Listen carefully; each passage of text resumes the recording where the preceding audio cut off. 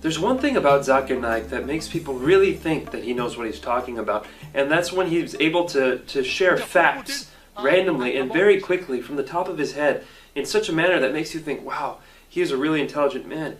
But a friend of mine sat down and went through a 5-minute talk of his once, and in that 5 minutes he was able to make over 25 mistakes. Charles Darwin went on an island by the name of Calotropis. There is no such island as the Calotropis Islands anywhere. It was actually the Galapagos Islands that Darwin visited, where he found finches. And there he found birds pecking at niches. These finches do not peck at niches, as Naik says. They lived in separate ecological niches.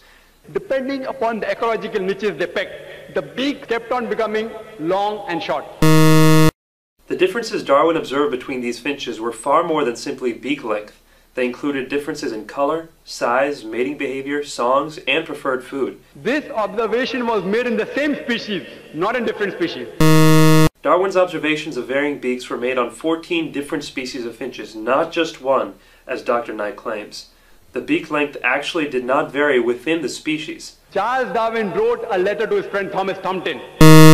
All of Darwin's published correspondence is printed and even available electronically online, and it contains no record of anyone named Thomas Thompson. Charles Darwin himself said that there were missing links. He didn't agree with it. Darwin admitted that there were missing links, but that does not mean he disagreed with his own theory. He simply predicted where the missing links would be found. The reason is because that if you analyze the church was against science previously. The church was never against science. Almost all the great European scientists of Galileo's time, including Galileo, were devout Christians. People like Newton, Copernicus, Kepler, Boyle, Linnaeus, Pascal were all committed believers in the Bible. And you know the incidents that they sentenced Galileo to death.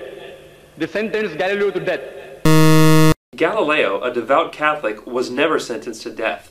He was sentenced to life imprisonment on June 22, 1633, and then that sentence was commuted to house arrest. He died more than 8 years later on the evening of January 8, 1642, of old age.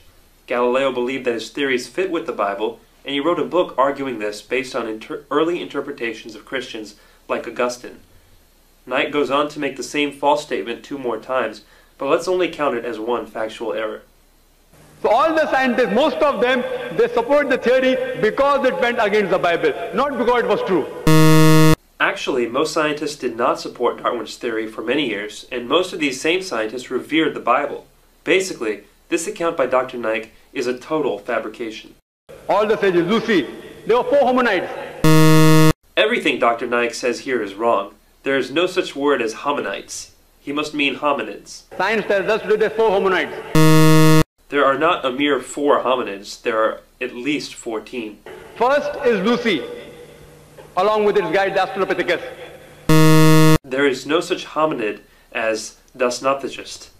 Lucy was an Australopithecus afarensis, which died about 3.5 million years, the Ice Age. The Ice Age was not 3 1/3 million years ago. It was between 1.6 million years and 10,000 years ago. Then next came the Homo sapiens, who died about 500,000 years ago. Homo sapiens did not die out 500,000 years ago. You and I, and even Zakir Naik, are Homo sapiens. Then came the Neanderthal man. According to evolutionary theory, Neanderthal man was not on the direct line to modern man, but an Ice Age offshoot. The Neanderthal man, we died 100 to 40,000 years ago. Neanderthal man went extinct 30,000 years ago, not 100 to 40,000 years ago. Then came the 4th stage, the Cro-Magnon. Cro-Magnon man is the same thing as Homo sapiens, which Naik had mentioned as a different earlier species. There is no link at all between these stages. Actually, evolutionary biologists have found many examples of what they claim to be links between these stages. For example, Homo habilis, Homo ergaster, and Homo heidelbergensis. If you know of Sir Albert Georgi, who got the Nobel Prize for inventing the vitamin C. Georgi didn't invent vitamin C, he discovered it. Vitamin C is a naturally occurring substance that doesn't need to be invented.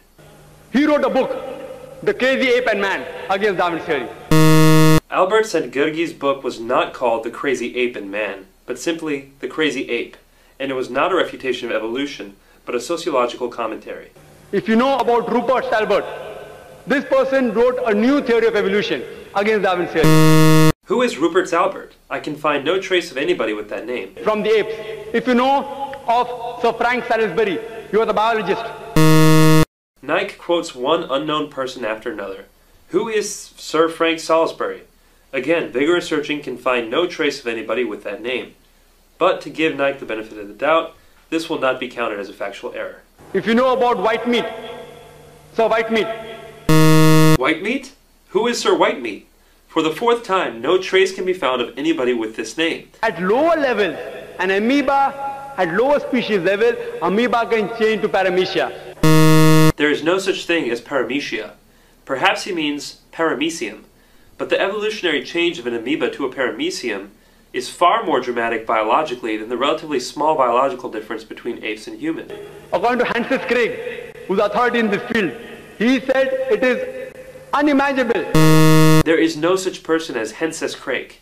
Naik probably means Francis Crick, the co-discoverer of DNA. Francis Crick believes fully in evolution.